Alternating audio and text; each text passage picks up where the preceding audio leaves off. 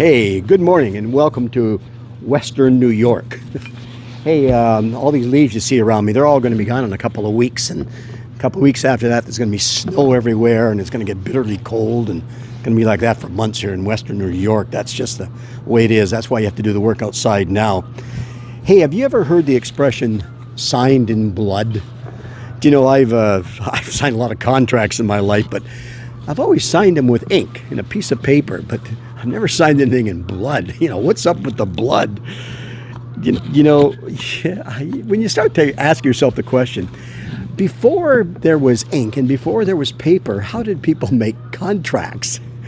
Well, the Bible talks about the beginnings of life, beginning of human life here on the earth. And in the Bible, there's a story about the first person born. His name is Cain.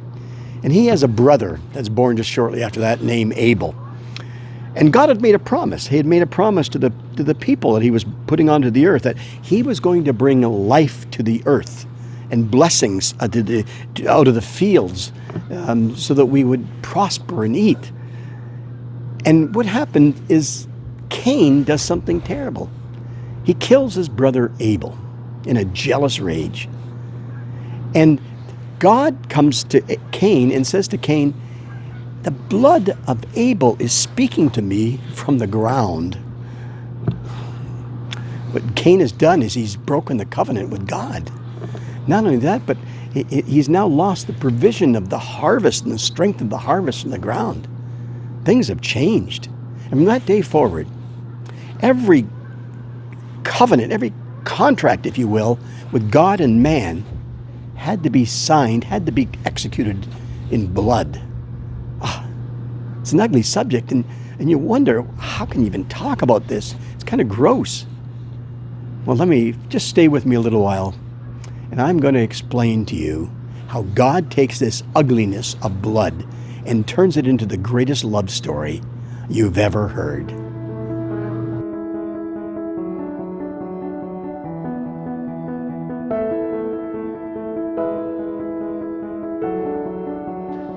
Well, it's a little too cold to be outside doing this message. I'm going to finish it up right here inside where it's nice and warm. So it's been a long time since those days of Cain and Abel.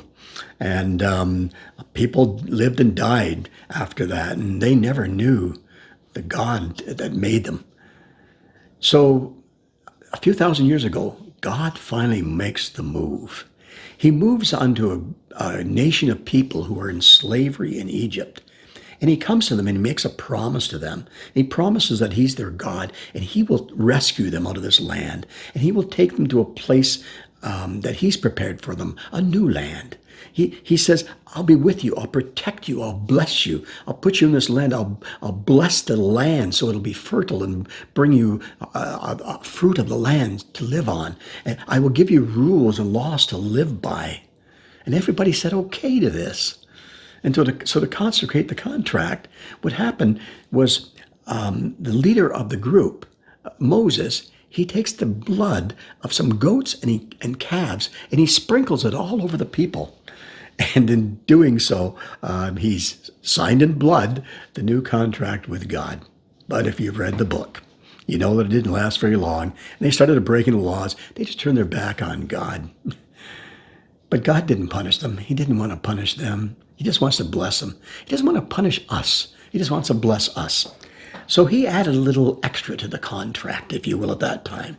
He said, "Tell you what, every year, if you would just take a young, small animal, a pure animal, as pure as you can find, and just kill it and sacrifice it. Take the blood of that animal and sprinkle it over the items you'd find in your place of worship. That will carry on with a contract and bless you and continue to bless you." That's what he did. He continued to bless them year after year. They would do crazy things against him, against his laws, and yet they would spill some blood and he would renew the contract. And this went on for a long, long time. Now, don't you think that after 1,000 years, because that's how long it lasted, that they would get the message? The message was that, A, we can't keep the laws. We can't stop from turning our backs on God. And B, God will never turn his back on us. He'll always keep his promise. He always did. Now, after all this time, you can recognize there's a problem. God's not going to carry on like this. He doesn't want to be a dictator. He wants to have an intimate relationship with us. But for us, we're either too stubborn, we're either too vain, or we're just incapable of initiating intimacy with God. Here's a news flash. He already knows. He knows we're like that. He knows that to have an intimate relationship with him, we require to know that he will never leave us or forsake us. To have an intimate relationship with him, we know that we have to know that he'll never turn his back on us. To have an intimate relationship with him, he knows we need to know that he loves us. And so what God does is he makes a new contract, a new covenant. And this time he doesn't make it with man. He makes it with himself. God the Father sends God the Son to the earth. He places him into the created time and space and material that he has made. He's made himself into man. And he walks the earth in man, revealing himself more fully to us. But the problem is, this new covenant requires blood. But it's not going to be the blood of some innocent animal. This time it's going to be the very blood of God. This shedding of blood is not going to be something that's going to cover us for a year. This shedding of blood is going to be the blood of God himself. And it will be a one-time, one moment in time situation where it will take away from us all of those things that prevent the intimacy with him. It will remove the evils of our hands, the evils of our mouth, the evils of our mind, the evils of our heart. And he'll do all that by his blood. So there was Jesus shedding this blood to make the new covenant. And as he stood on the cross, as he hung on the cross, his blood poured out. His blood dripped down. His blood splattered and sprinkled the earth all around the cross where he was hanging. And all the Roman soldiers and the religious authorities were trampling on this blood-soaked earth, and they didn't know. You see, the blood in the earth was speaking, much like it did in those days of Abel. So at the beginning of the human race. It's recorded for us in the book of Hebrews in chapter 12. It talks about the righteousness of the spirit of the righteousness made pure. That's us.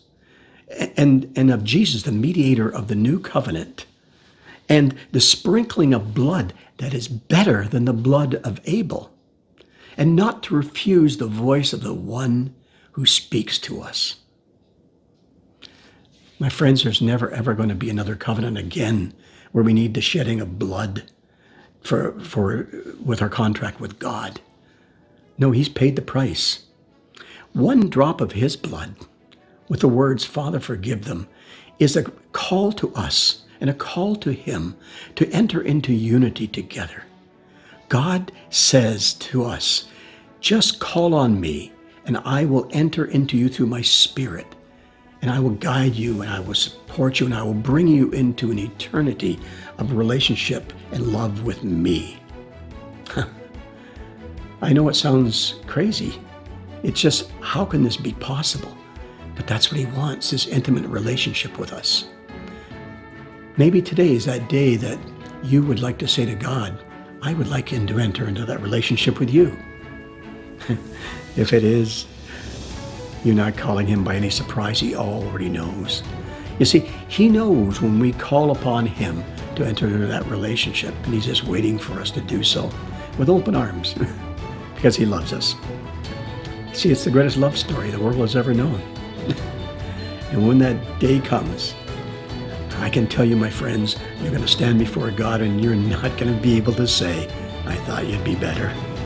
No, my friends, the greatest love story, the greatest love, the greatest reward that you will ever have is coming from God to us. And in that day, you will know that the Father is in Jesus, and Jesus is in us, and we are in him. Have a great day, my friends. Bye for now.